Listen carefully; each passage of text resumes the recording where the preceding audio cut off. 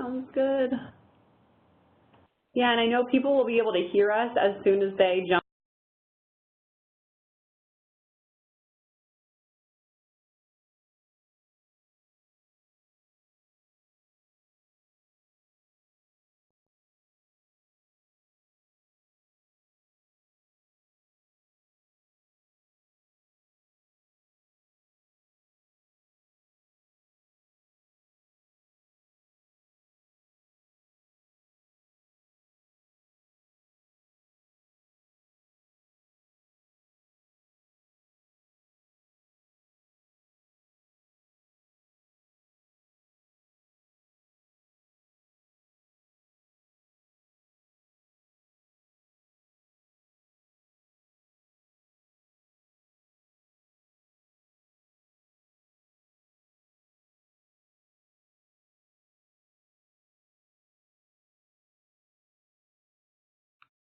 Good afternoon, everyone. We're going to start in just 1 minute.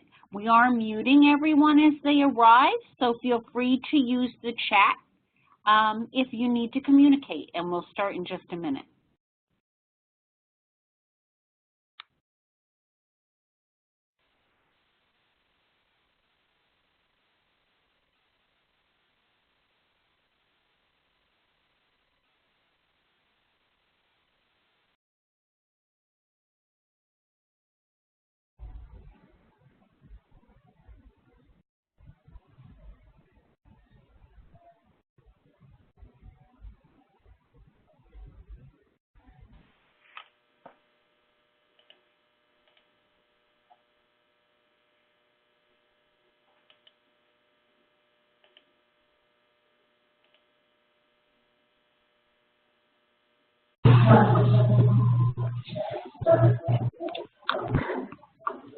Good afternoon.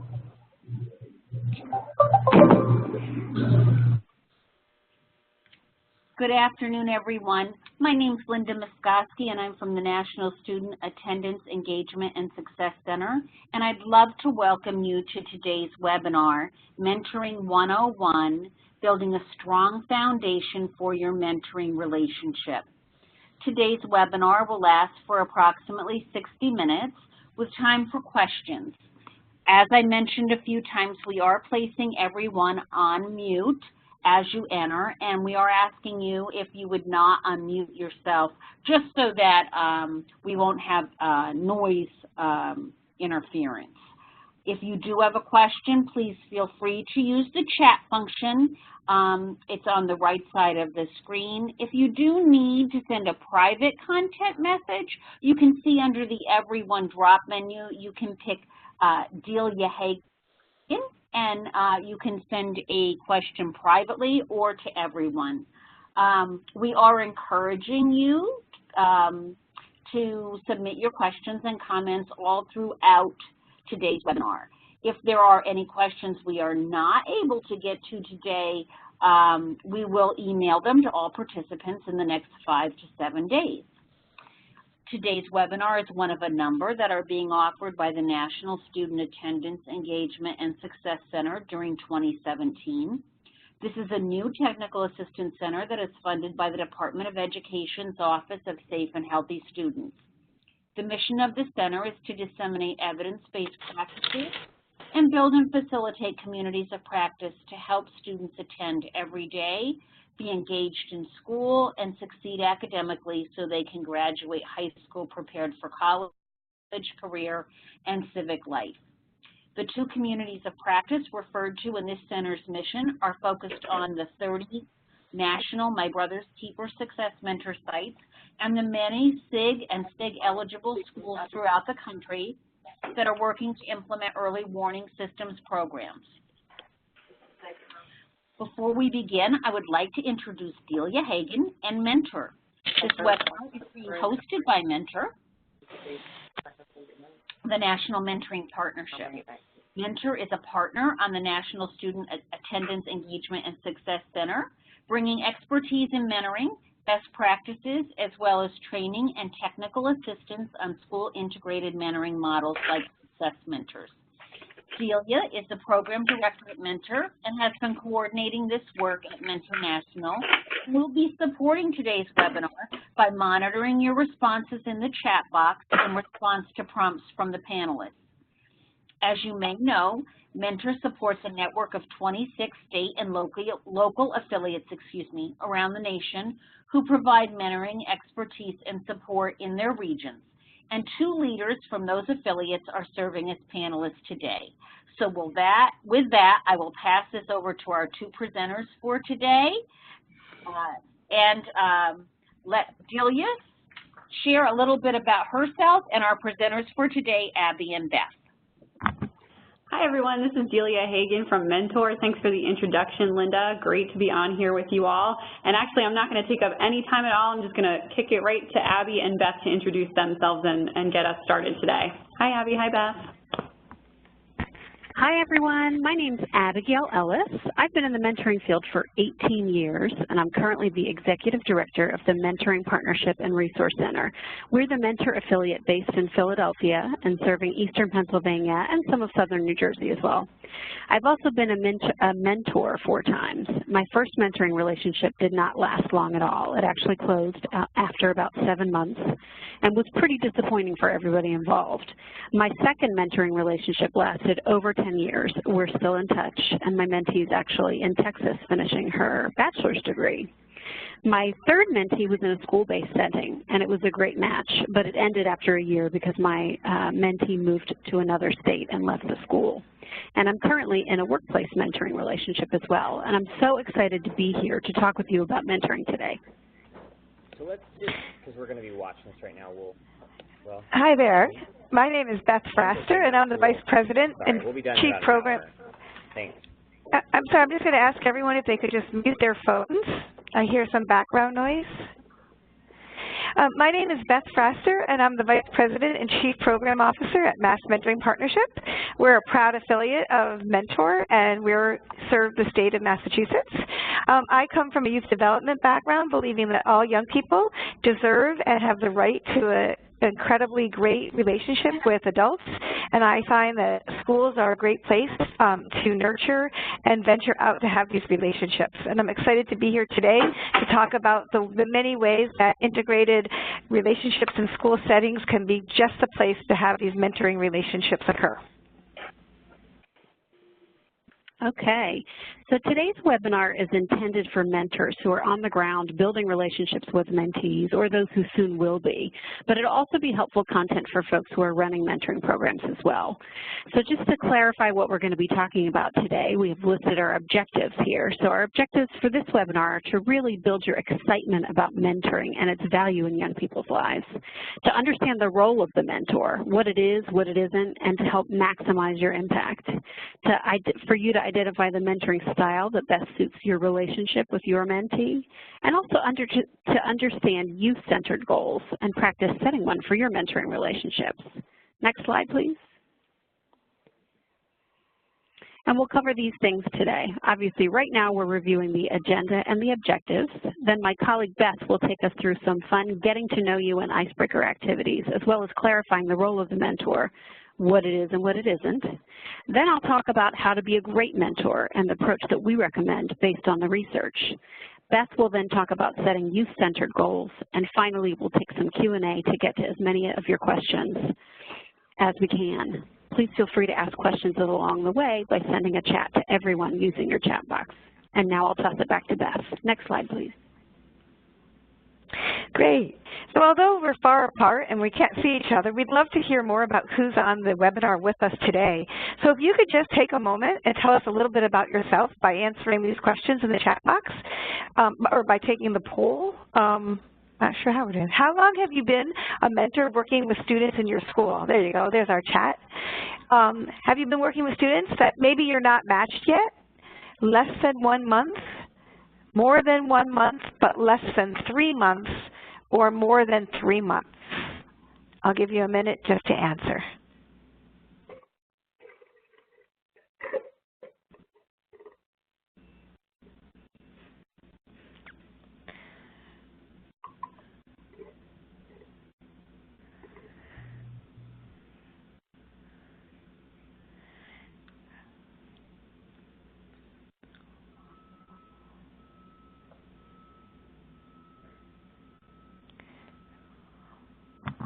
Beth, it looks people have responded at this point, so I can go ahead and close the poll and show the results. Okay, great.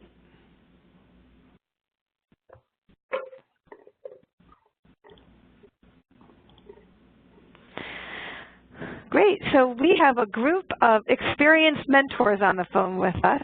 Oh, no, oh, I see what you're saying, no answer. So our folks are not answering our poll. We don't know who's on the phone with us. That's okay. We hope that you're all here listening and waiting to hear more about mentoring, and you're going to learn a lot. How about if we go on to the next question? Great. So maybe you'd be willing to let us know what other hats you wear in your school. A, you're a teacher, student support staff member, school social worker, counselor, or social work intern. B, you're a service volunteer or corps member, VISTA, AmeriCorps, or City Year member.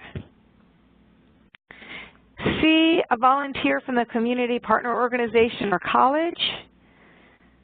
D, you're another school staff member not mentioned above.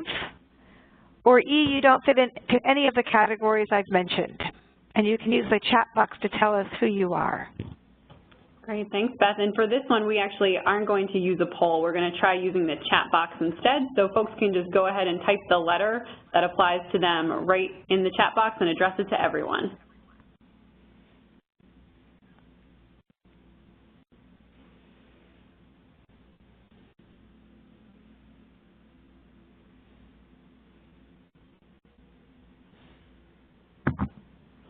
Okay, so we're seeing some responses, Beth, to your question here. We've got D, other school staff member.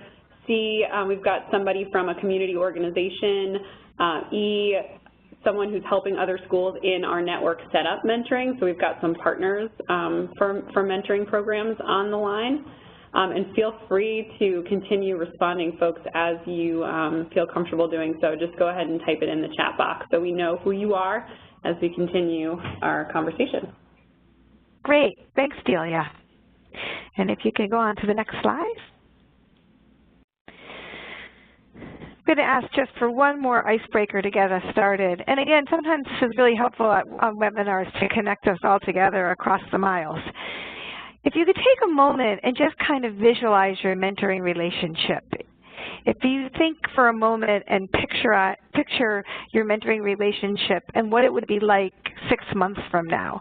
So maybe you're already mentoring, or maybe you haven't even started, but if you kind of think ahead about what it would be like if you were in a mentoring relationship 6 months from now, what do you think you and your mentor would be doing?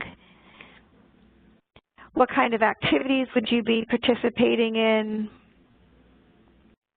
Maybe you can think about the kinds of conversations that you'd be having. How much you'd be feeling about this person, or how would you hope they'd be feeling about you? And now in the chat box, if you could just think about your mentee, either this fictitious mentee or the one that you really have. And if you think about far out into the future, 6 months, what's one goal that you would have for them?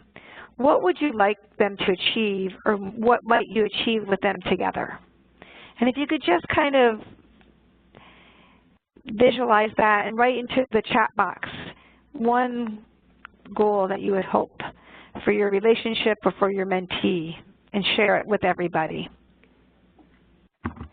Thanks, Beth. And as people are responding to your awesome question, I did want to update you on some of the info that we are getting now from folks about who they are, just in case that helps.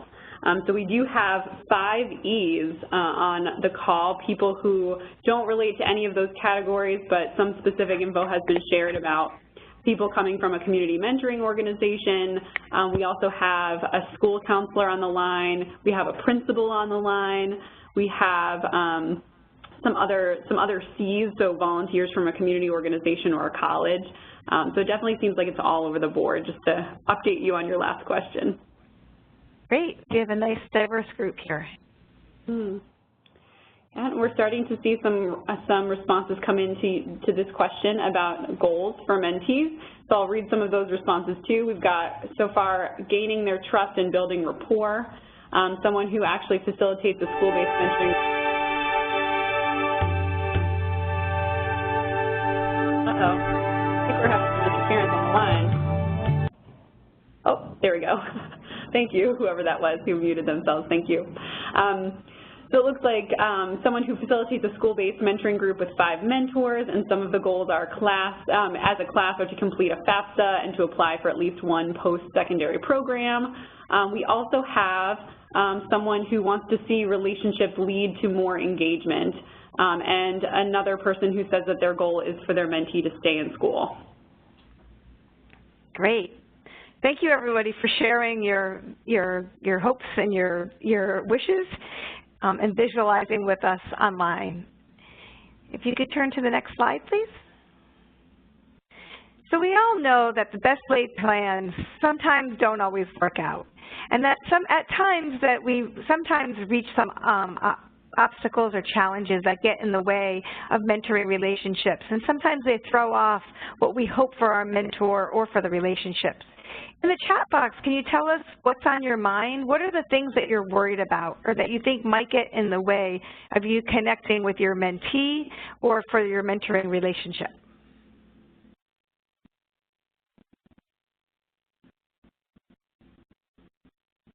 Okay, so we are seeing some responses come in. We have attendance being an obstacle, so for students, especially who struggle with getting themselves to school.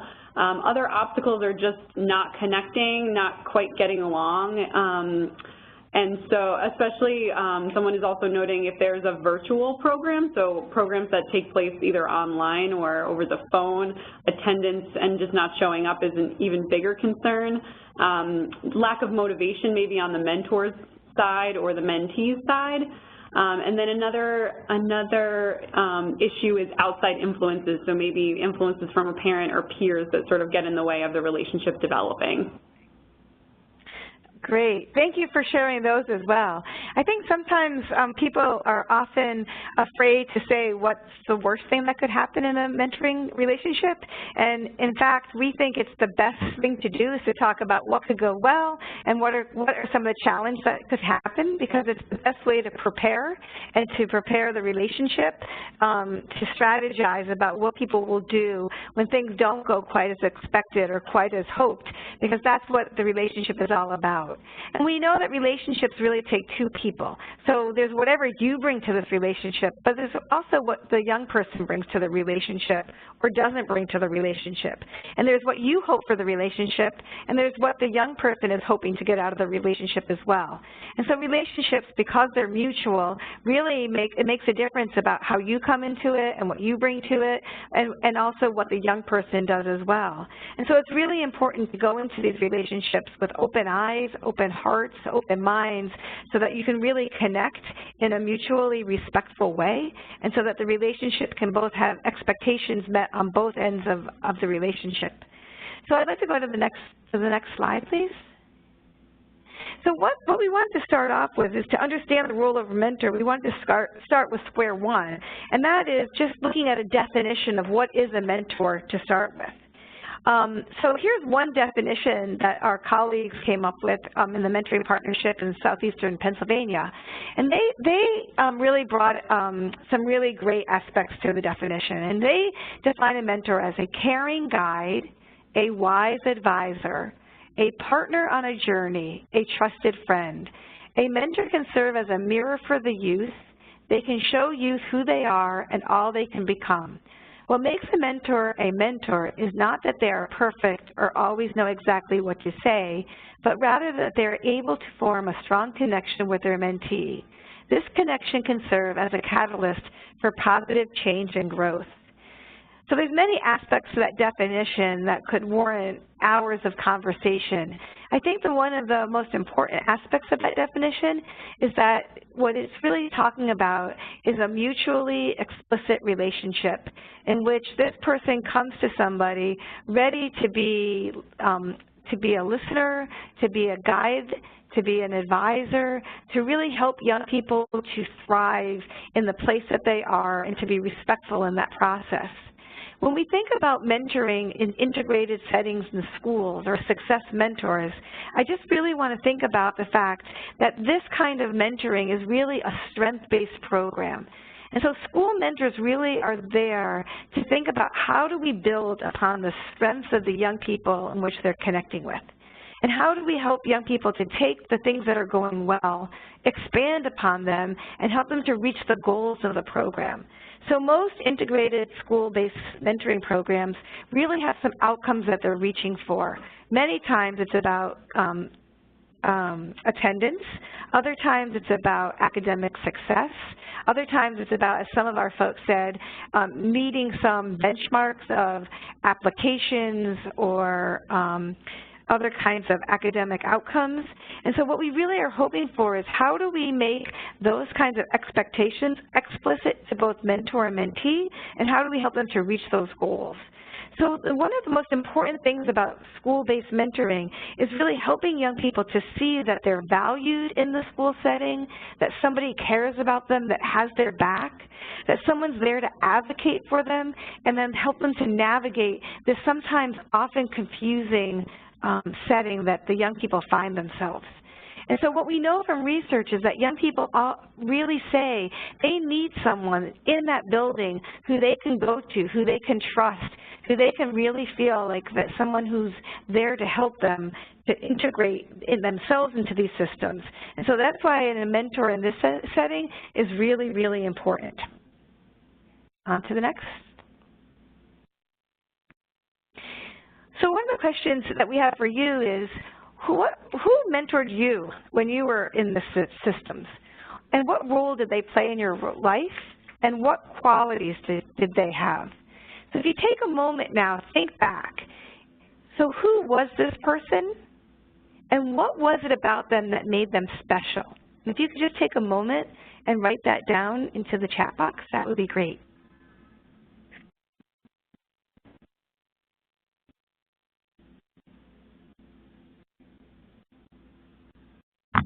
And so far, Beth, our audience has been really good at participating, so we're hoping that you guys continue. This is a pretty engaging or a pretty participation-heavy webinar, so we appreciate everybody who has offered some responses so far. And so I'm seeing some things coming in for these questions.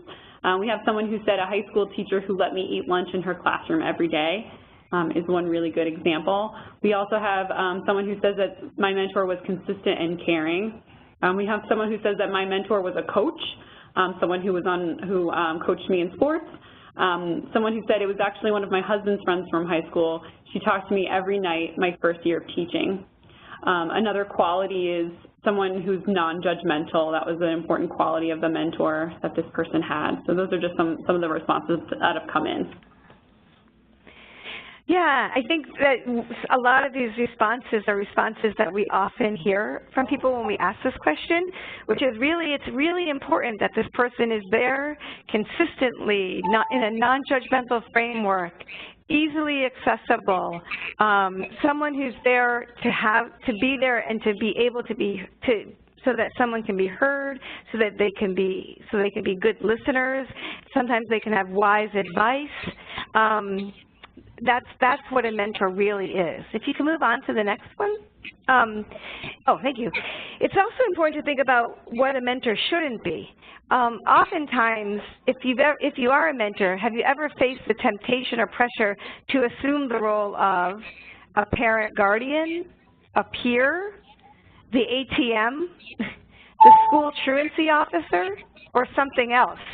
If you could take a moment and just put your letter in the chat box of something that has tempted you or pressured you to take another role, that would be great.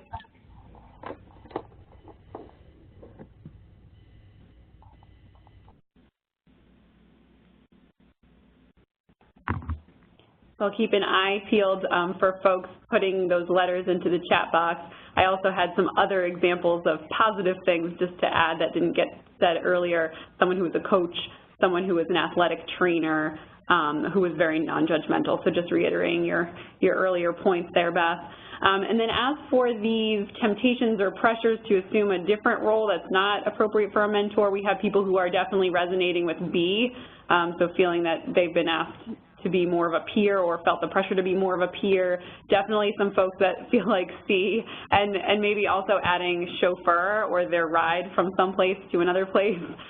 So those are the most popular responses, B and C, in our chat box. Right, right. And we know that young people can also push us and push our buttons to also get us to try to do more than what we've been asked to do or what we've agreed to do. And when we've agreed to be the role of the mentor, we've all but probably been willing to step up and really support a young person to do well in their life and to support them for what they need, but it doesn't mean that we've agreed to take on more of a role than we think is helpful. And so it's really important to know the boundaries of what a mentor is, because that helps you to be able to do that role well, but it also helps the young person to know what to expect and to know what they can count on and to know where the boundaries are. I'm going to just offer, if you can go to the next slide, please. I'm going to offer a scenario, and I'd like you to listen to the story, and then just in the chat box, answer the question, what would be your first reaction in this scenario, and what's the first thing that you would do? So the story is this, and this is the kind of situation that happens in school mentoring. Your mentee was late for school again. This has seemed to be a pattern and one that you have been trying to end, but you have not been successful in supporting any kind of behavior change, nor have you been able to fully understand what happened that causes your mentee to be late. This morning, the story comes out that she has lost her school-provided bus pass, and her mom is unable to replace it. The school offers one pass a year. They make it clear that if you lose it, they will not replace it. Your mentee reports that she had no other option, but also did not want to tell her mom. You also know that she tends to lose other things in her life: lunch passes, homework, notices, keys to her house. But being late is really affecting her grades, her standing in school, her motivation to even come to school. What would you do in this situation?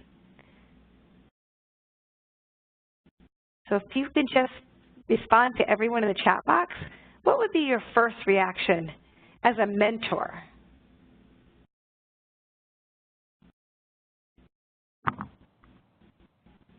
So it looks like some folks are taking some time to respond, which is okay, so feel free to think about it and type in what your reactions are. We're definitely getting some folks who are saying that their first reaction is to replace it. So there's a couple of people who have said I would really like to just buy them a new one, maybe against their better judgment. We also have someone who said my first reaction is empathy, as I have a teenager with ADHD of my own, so being able to empathize and relate to what that might be like for her.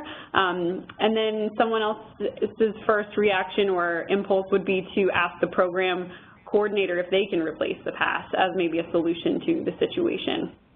So feel free, folks, to continue to type in your reactions and thoughts, but those are some of the big ones that we've seen so far. Here's another one: allow the mentee to reflect on the situation and discuss solutions.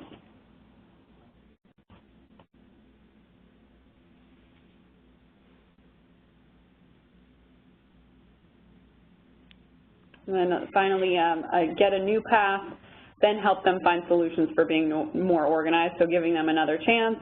And then finally, working out a way for the student to work and pay for a new path. Great. So it sounds like a lot of people really were able to put themselves into the student's position, and some people really dove in and took action quickly, and some people actually reflected and took time to think about it with the student. Can you go on to the next slide? I don't think there's one right answer, because a lot of things depend on you, the student, and your relationship. But really what's the important part about this is to think about what is your role as a mentor in the situation. So what we want people to really think about is what's the important part of what do you know about this situation. So for instance, if this person loses things often, How many other times has this happened? How have you handled it in the past? What are strategies that have worked in the past? You know, what else do you know, and what could be helpful in thinking about this together? Do any of these approaches take you outside of the role of a mentor? So what is the agreement of the program? What is the agreement that you and your mentee have together when you set up the relationship? What would make the mentee feel comfortable and keep you feeling comfortable? So it's really important to make sure what would happen if you bought the pass or didn't buy the pass, and how did that feel to both of you? Or what would happen if you advocated on behalf of the student? How would that make everybody feel? So it's really thinking about what approach takes you outside that role, and how have you both defined that role? Also, another good thing to think about is, does the action you're thinking of taking uphold the boundaries and expectations of the relationship? And what is the best interest of your mentee? So although the mentee might know exactly what they think that they want, what's the best way to help them using the bigger picture and thinking bigger than just this present moment? Can you go on to the next slide, please? Maintaining your role as a mentor really helps you to avoid those tricky situations. It really gives you the way to kind of think about this relationship, different than feeling like you're in there to solve every problem or be the answer to everything. It also helps you to respect the other relationship in the mentee's lives, and to think about who else do they have and what does it mean for you to be acting in one way or another. It also helps you to set boundaries and expectations that your mentees need.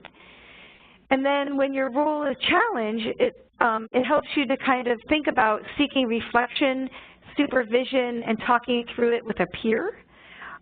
We really advocate that all mentors have support within a system. And so just knowing that you're not alone and that you have people to talk to when trying to figure out the best step. And acknowledging the challenge to your mentee and give them the space to express their feelings if appropriate is also really important in thinking about when in a tricky situation.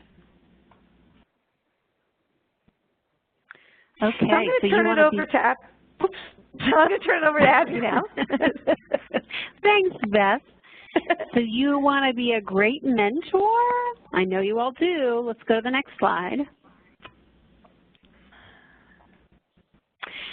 So some mentoring relationships can be life-changing and transformational for the mentors and the mentees involved, but some mentoring relationships seem to fall flat. They close early and they end up not being impactful, or even worse, harmful. So in 1995, a research firm called Public-Private Ventures conducted an extensive research study of Big Brothers Big Sisters mentoring, actually, to examine why some mentoring relationships flourish and other mentoring relationships fail. The main findings from that study that are helpful when building mentoring relationships are that the length and the strength of the relationship correlates to the outcomes. So essentially, we sum that up as the longer and stronger the relationship, the more positive the outcomes are. The study also tells us that expectations really matter, especially on the part of the mentor. What is the mentor expecting to get out of this relationship, and can the match live up to those expectations? Is the mentor trying to, quote, save the child? Are they thinking in their head, does this kid really need a mentor?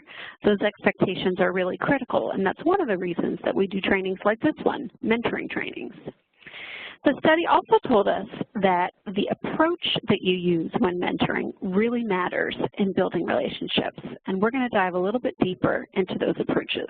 Next slide, please.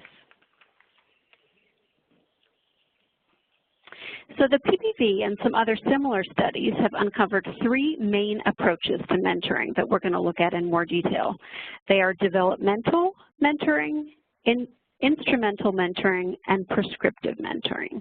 So let's talk a bit more about what each of these terms mean in the context of mentoring. Next slide, please.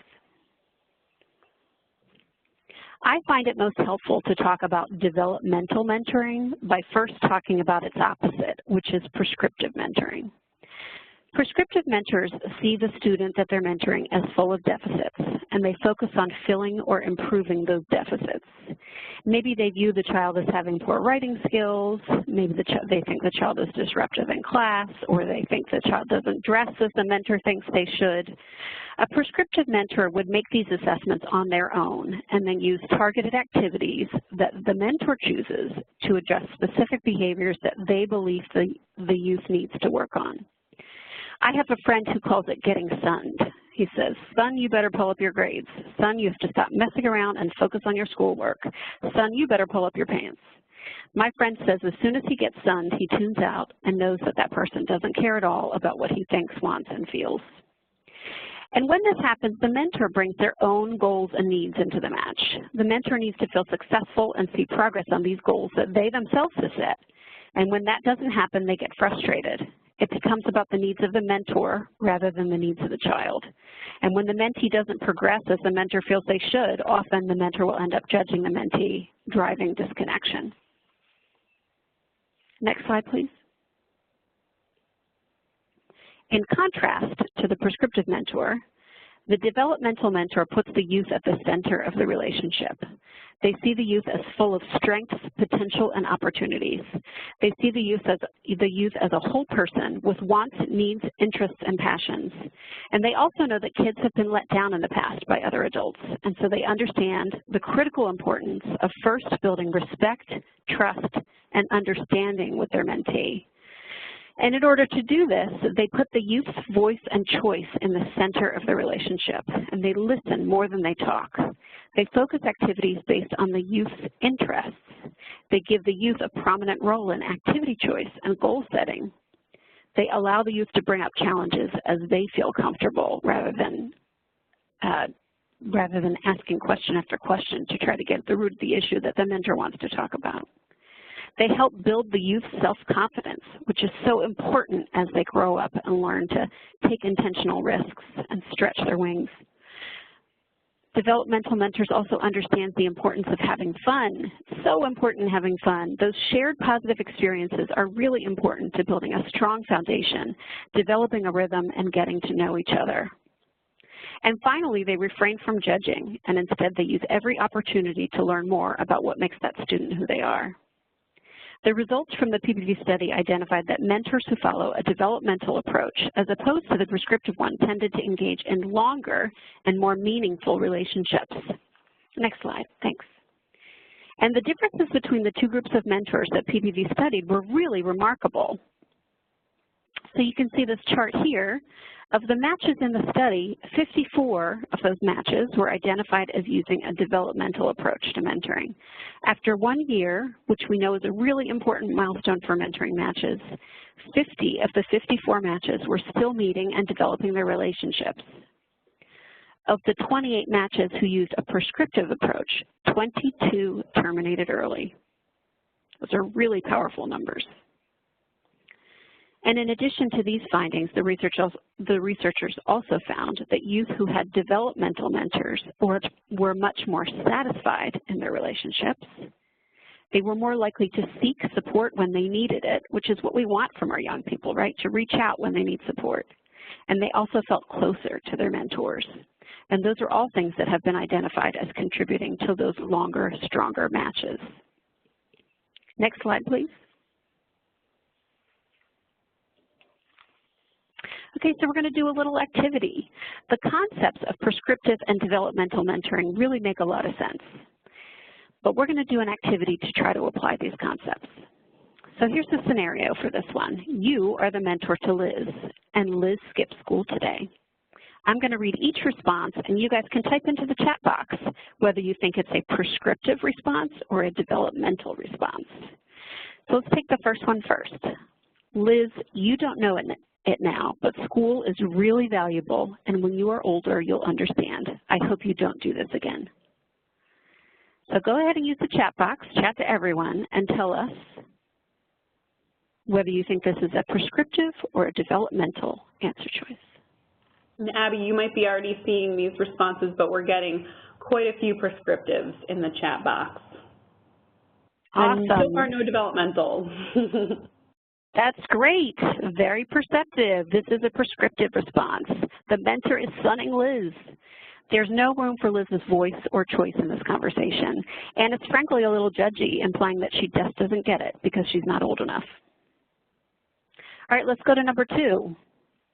Liz, I really get how tough school can be. Remember when you told me how important it is to pass your classes? If you were me, how would you like me to respond? Go ahead and use the chat box to tell us whether you think that is developmental or prescriptive. Okay, ooh, wow. Everybody's quick on the draw on these ones. We've got a lot of developmentals on this one. So far, no prescriptives. That's great. This is a developmental response. The mentor's bringing up a goal or a value that Liz has for herself, and she's inviting Liz to weigh in on her own choices. Liz's voice and choice are very present here. Okay, and then number 3, Liz, skipping school is not okay. If you do it again, we aren't going to be able to go to the movies this weekend. Is that prescriptive or developmental? Oh man, all prescriptives again. Great, this is a quick group. This is a prescriptive response. There's no voice here, there's no choice for Liz, and to top it all off, the mentor is overstepping boundaries by trying to discipline her. Okay, and number 4, Liz, can you tell me why you made that choice?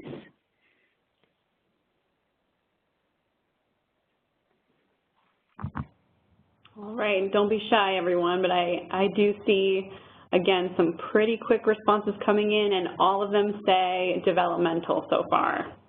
All right, yes, this is a developmental response. It's one that allows for Liz's voice and choice, and it also provides an open opportunity to talk about Liz's decision and what's underneath it. Great job, everybody. Next slide, please.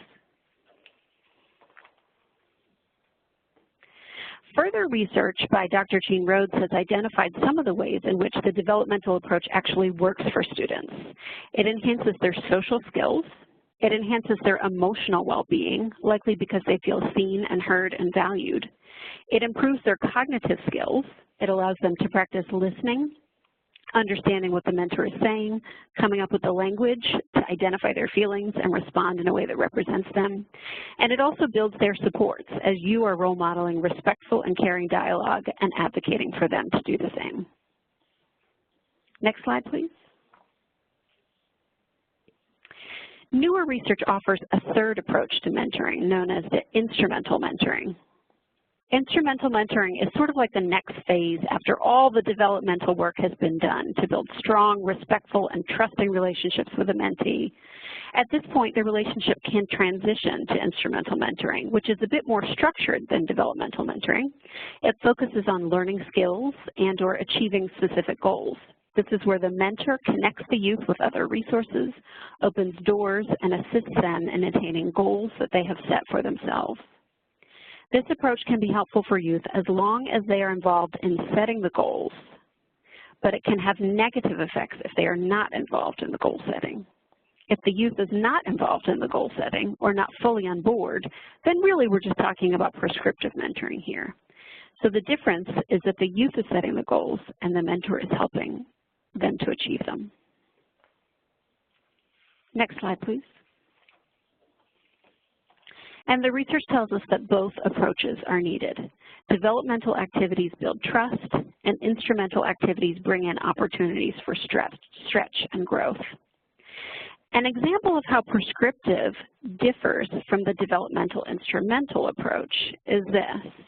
Research found that while discussing academics in a prescriptive way, like tell me how you're doing in math, what are you studying in social studies, what was your grade on your science test, while that type of discussion was perceived negatively by youth, engaging in academic support was not. So can I, do you need any help with your math homework? Can I help you with your science project? That wasn't perceived positively by youth. So it's really the same subject you're talking about, but the approach that you take makes a significant difference. And also just a note of warning, there's a fine balance between the developmental instrumental approach. Researcher Michael Karcher found that children do not feel valued in relationships that are too prescriptive or too instrumental. If you're engaging in instrumental activities, make sure that you check in with your mentee to see that if what you're doing is too much for them, or to make sure that they're genuinely on board with any and all goals established. And we know sometimes kids are really into a goal on Friday, and then after the weekend comes on Monday, they're not so interested again. So we recommend that you check in with them repeatedly to make sure that they're still on board and interested and passionate about what you're doing. Next slide.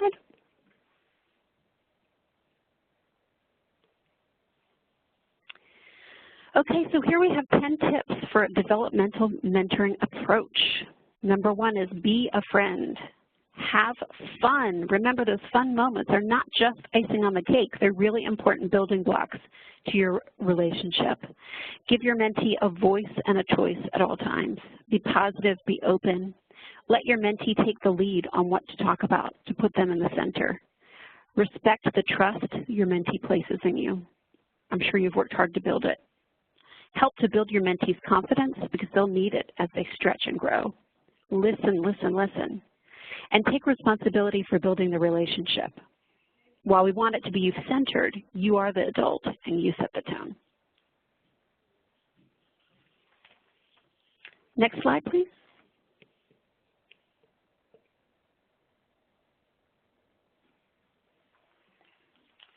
Beth, are you ready to jump in here? Hi there.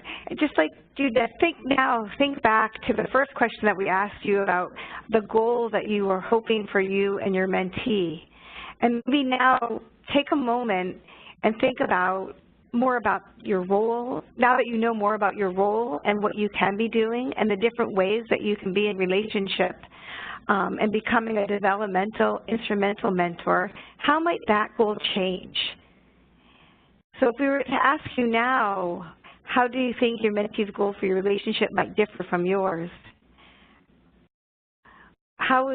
Can you write that down? Can you let us know what would your hope for your goal be, understanding the role of a mentor now?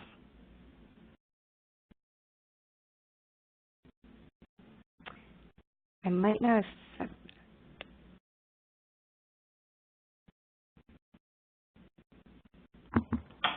We're getting some responses coming in, just saying things along the lines of, you know, issues with attendance would be discussed more openly with the youth having a voice instead of more prescriptively.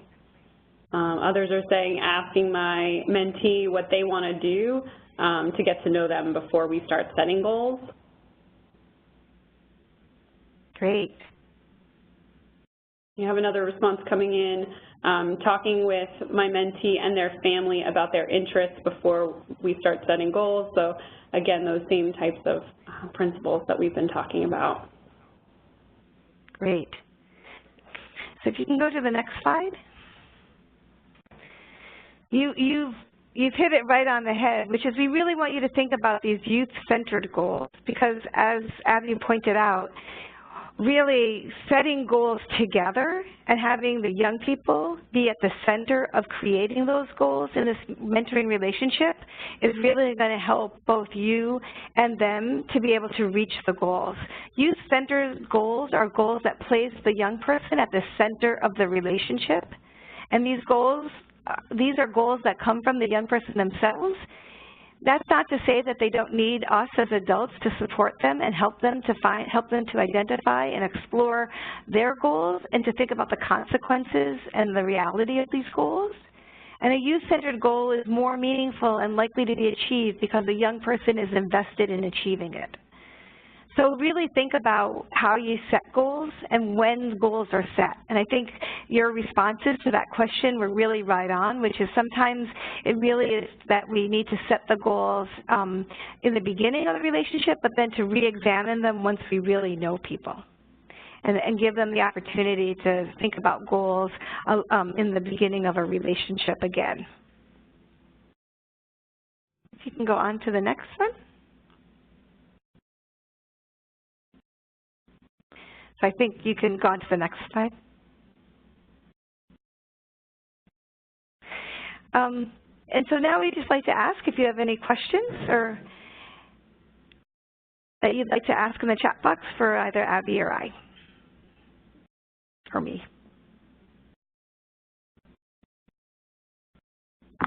Yeah, so we'll give folks some questions to go ahead and to enter into the chat box, but we did have one that was posed earlier in the webinar that I thought you both could answer. And one is just talking about the influence of parents and how you might manage a parent's expectation if the parent's expectations seem out of line with the reality of the mentoring relationship.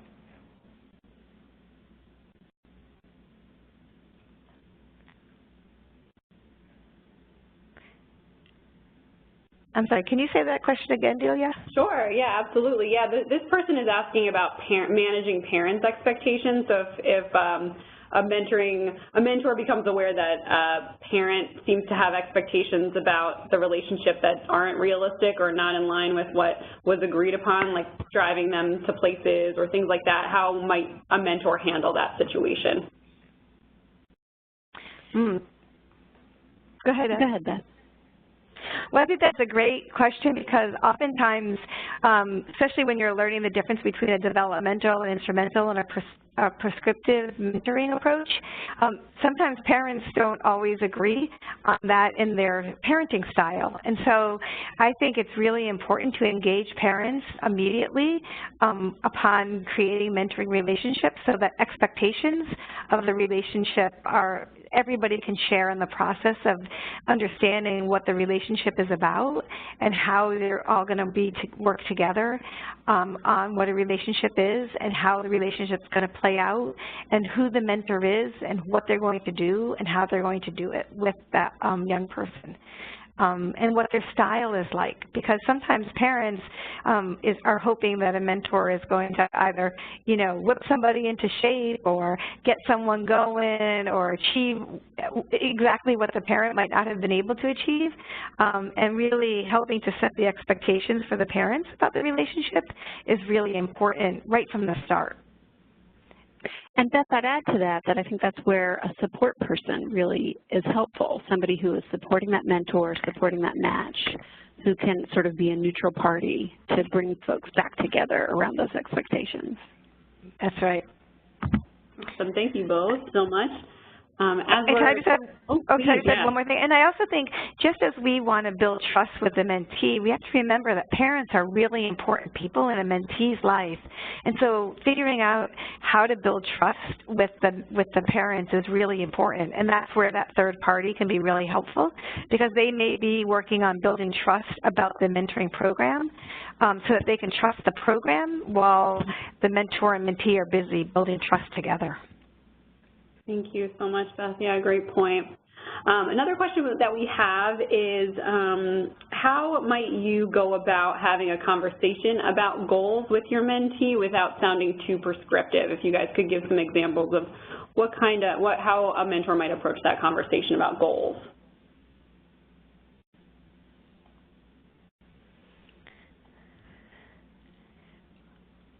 So one way that I would start off, I think one important thing is how you're coming together as mentor-mentee, and especially in integrated and school-based mentoring.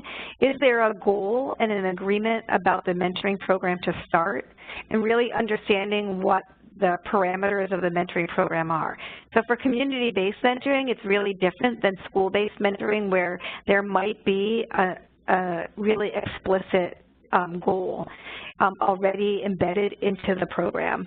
So you really want to be clear about that. So if this is a mentoring program about helping young people get to school on time and be in school, you don't want to hide that fact because, in fact, if that's really the goal of the program, then you might want to say to I've said to young people, hey, this is a program about helping, I'm a mentor and I help young people get to school and improve their attendance. What kind of goals would you want around that? Or how would you want to do that? Or what do you think about that goal? Because if the program actually has some goals, I think you have to be really explicit and honest about that and ask a young person, how do they feel about being a program with that kind of goal in mind? You can also say to them, what are your hopes, or what do you hope to happen this year? Or if you can make school different for you, how would it be different for you? I think that's great, Beth. Absolutely start from a strengths perspective and sort of meet the youth where they're at to talk about their hopes and dreams and their own, interests that might be either directly related to the goals of the program or even peripherally, because we know those little baby steps are important as well. Mm-hmm. Thank you both so much. Another question that we have is that people are asking just about this idea of building relationships and the developmental approach. and just how you would accomplish that if you have a young person who is shy or has a difficult time opening up. What are some tips that you might have for trying to build a relationship with a youth who isn't giving you much at the start of the relationship? I think it's really, really important to not rely solely on conversation to get to know the student that you're mentoring. You know, draw pictures together, play a game. If you have access to, you know, a gym or a basketball or something like that, play a game. Youth can communicate in many different ways, and sometimes they don't always have the language that they need to be able to tell you what they're thinking or feeling. Sometimes they may not trust you yet. Maybe they know exactly what they want to say, but they don't want to reveal that to you. And so I think, again, using those shared, positive, fun moments to just create that positive shared experience is a step in the right direction. And it doesn't always have to be about conversation and dialogue. It can be about physical activity or some kind of expression of the arts, or, you know, maybe it's, you know, talking about movies, or, you know, doing a little questionnaire to figure out, you know, what are their passions and interests, and really starting from there. Great. Beth, did you have anything you wanted to add to that or no? I think, yeah, I agree, which is verbal language isn't the only way to communicate. And I also think being open and sharing some things about yourself is really great. And also remembering what Abby and I were talking about, being really strength-based. Go with the things that a young person is proud about or feels good about. Don't really reach for the things that people are worried about. They might hear a lot about that in school. So what's going well? Where do they shine? What are their gifts? Thank you. Thank you. And I think we have time for just one more question, so I'm going to ask this last one. This kind of goes back to the conversation that you were sharing about earlier, Beth, when it came to when your role is challenged, or if you're being asked or feeling pressured or feeling the temptation to assume a different kind of role than maybe you should. It's just to the question is, how do you address that with a young person without offending them? So if you feel like there's a boundary issue, maybe you're feeling like you have to do something for them, or you're being asked to do something for them that you shouldn't be doing, how might you address that without damaging the trust and the rapport that you're building? So I really want to also I realize as I'm listening to our conversation right now, so it really depends also on the age of the young person. So some of these programs are operating in middle schools or elementary schools, others are operating in high schools. So first of all, be really aware of the developmental stage of a young person. And how you're first starting the relationship building. So that goes without saying. So think about how old is this person, and then really though think about the contract that you made with them, the agreement of the relationship. And so I would use that agreement to go back to. So it's not a personal issue, but it's the agreement that we made about how we're going to be together. So I've often used, like, you know, well, remember when we met and we said that this is what we were going to do together? This doesn't feel comfortable to me in the agreement we made. How can we make this comfortable for both of us? And so I would talk about it kind of without any blame, without any shame. A young person, I always remember that a young person is doing things in order to survive the internal crisis that's happening at the moment. And they're doing things in order to get what they need in order to do well in the world as they see it. And so I want to just like really stay away from words like manipulation and using and that kind of thing, and think like, wow, this young person is trying to get something that they need, and how can we help them to get that? So I turn it to be a positive versus a negative. So I might not be the person who can help with this. Let's figure out who can is better than I'm just not going to do this for you because it doesn't feel right. Thank you so much. Thanks a lot, Beth. Yeah, and I think that's all the time that we have for questions. I'd love to wrap us up, but just wanted to see if you guys had any other quick thoughts, Beth and Abby, before we wrap up. Just really want to thank you so much for your expertise in this area and for sharing all of these insights with us. It's so great to have you on here. But just wanted to kick it to you in case you had any last or final thoughts that you wanted to share before we wrap up. I do think one really important thing about school-based mentoring is that mentors need support. And in order to engage in this extra kind of relationship that you're having with young people, there needs to be the infrastructure in the school building to make sure that you have someone else to turn to talk to be with, just to make sure that mentoring works. Great, thanks, Beth. And my final thoughts would just be have fun, have fun, have fun. Thank you. Yeah, thank you guys so much. This has been really, really great, super educational. I just wanted to wrap us up here. Again, this is Delia Hagan from Mentor. Just wanted to share some of the references that Abby and Beth cited throughout. We got all this information from somewhere, so we wanted to have a sense, give you guys a sense of where this came from, especially particularly the research that was shared. And then we also wanted to share with you, I don't know how many of you registered for both webinars this week. This one, which is sort of a 101, it was supposed to be kind of an introduction to your role as a mentor, but there's also a webinar on Thursday, the 14th at 1:30 EST, which is really intended to do a deeper dive into some of the challenges that mentors often face. There are a lot of common challenges that come up throughout the life cycle of a mentoring relationship, and then there's also some unexpected things that can happen too, and we wanted to give you a framework for how you might deal with those as a mentor. So we hope you'll join us. If you haven't already registered for that, please feel free to click the link there, and it looks like there's a link in the chat box that you can click to access this registration as well. And then finally, if you haven't already joined the listserv, we hope that you will, just to find out the most up-to-date tools and resources that are being put out through the National Student Attendance Engagement and Success Center. Definitely don't want to miss those. And we also wanted to reference the National Mentoring Resource Center, which is funded by the Office of Juvenile Justice and Delinquency Prevention.